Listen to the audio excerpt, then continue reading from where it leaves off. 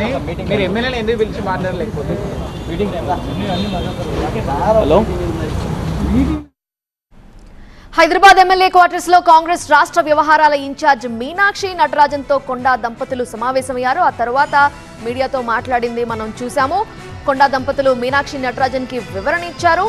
ఇటీవల సొంత పార్టీ నేతలపై కొండా మురళి విమర్శలు చేసిన క్రమంలో ఈ భేటీకి ప్రాధాన్యత ఏర్పడింది. ఇప్పటికే కొండాకి వ్యతిరేకంగా వరంగల్ కాంగ్రెస్ నేతలంతా ఏకమయ్యారు. మురళిపై చర్యలు తీసుకోవాలని పట్టుబట్టారు. మీనాక్షి నటరాజన్ తో కొండా దంపతులు భేటీ అనేది ఉత్కంఠగా మారింది. సో ఇప్పుడు మీనాక్షి నటరాజన్ కి వివరణ ఇచ్చారు కాబట్టి ఆవిడ ఏం చేయబోతున్నారు, వరంగల్ కాంగ్రెస్ నేతలంతా కూడా వీళ్ల మీద చర్యలు తీసుకోవాలి అని కోరుతున్న నేపథ్యంలో ఏం చేయబోతోంది కాంగ్రెస్ తెలియాల్సింది.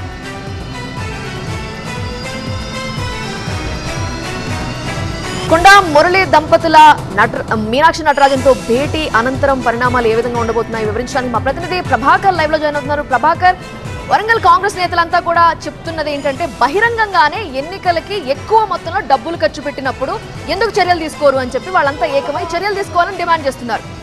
కానీ డైరెక్ట్ గా పాయింట్కి వచ్చినట్టుగా కనపడలేదు కొండా మురళి. నటరాజన్ కి ఈయన ఏమని వివరణ ఇచ్చారు, మీనాక్షి నటరాజన్ ఏమన్నారు, దీనికి సంబంధించిన వివరాలు ఏమైనా ఉన్నాయి మన దగ్గర?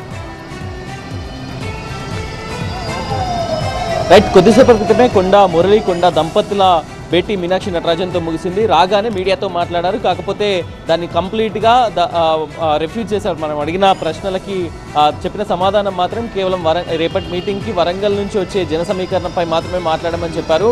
కాకపోతే దాని తర్వాత కొన్ని అంశాలను దృష్టికి తీసుకొచ్చారు, మీడియాతో మాట్లాడారు. దాంట్లో వరంగల్ జిల్లా నేతలకు సంబంధించి చేస్తున్న కామెంట్స్ కానీ గత కొద్ది రోజులుగా జరుగుతున్న పరిణామాలపైన కొండా మురళి మాట్లాడారు. తాను ఎప్పటి నుంచో తాను చాలా స్ట్రాంగ్ లీడర్ని, స్థానిక సంస్థల ఎన్నికల్లో తాను ఎదుర్కోవడానికి సిద్ధంగా ఉన్నాను. దాంతోపాటుగా మొత్తం ఎన్నికలు స్థానిక సంస్థల్లో జెడ్పీటీసీ, ఎంపీటీసీ, సర్పంచ్ ఎన్నికలన్నింటినీ కూడా తాను గెలిపించి అవసరమైతే ఎమ్మెల్సీగా మళ్ళీ కాంగ్రెస్ పార్టీకి సంబంధించిన నేతను చేయడానికి తాను సిద్ధంగా ఉన్నట్లు చెప్పారు. సో దాంట్లో భాగంగానే చెప్పారు, వరంగల్కి సంబంధించిన నేతలతో విభేదాలపై స్పష్టం చేశారు. సో తనతో ఎవరికి విభేదాలు లేవు, తాను ఎవరితో విభేదాలు పెట్టుకోదలుచుకోలేదు, నేను ఎవరికి భయపడను అంటూ మరోసారి ఒక స్టేట్మెంట్ పాస్ చేశారు. సో ఎవరో మీటింగ్లు పెట్టుకొని కుట్రలు చేసి అట్లాగే కంప్లైంట్ చేసినంత మాత్రాన కొండా మురళి భయపడే వ్యక్తి కాదు అంటే ఒక ఇండైరెక్ట్ ఇండికేషన్ అయితే కొండా మురళి ఇచ్చినట్టుగా తెలుస్తుంది. ఇక తన కూతురికి సంబంధించిన స్టేట్మెంట్ విషయంలో కూడా కొద్ది రోజులుగా అది హాట్ టాపిక్గా మారింది. పరకాల నియోజకవర్గానికి సంబంధించి ఇన్స్టాగ్రామ్లో కొండా సుష్మిత ఏదైతే అప్డేట్ చేశారో సో దానికి సంబంధించి కూడా కొండా సురేఖ, కొండా మురళి ఇద్దరు కూడా మాట్లాడారు. పూర్తిగా తన స్వేచ్ఛకు సంబంధించిన అంశం అది. సో తనకు తన పరిధిలో ఉన్న అంశం, తాను మేజరు, తను రాజకీయంగా ఏ నిర్ణయమైనా తీసుకోవచ్చు అంటూ కొండా దంపతులు చెప్పారు. సో దానిలో భాగంగానే మొన్న వరంగల్ ఎలక్షన్స్కి సంబంధించి 70 కోట్లు ఖర్చు పెట్టిన ఆ విషయంలో కూడా కొండా మురళి స్పందించారు. కేవలం అది అక్కడ ఉన్న బహిరంగ సభలో మాత్రమే మాట్లాడాను, అక్కడ ఉన్న సమావేశంలో మాత్రమే మాట్లాడాను, నాకున్న ఆస్తులన్నీ అమ్ముకున్నాను అని చెప్పే క్రమంలోనే దీన్ని ప్రస్తావించాల్సి వచ్చింది అనేది కొండా మురళి చెప్పారు. రైట్ ప్రభాకర్.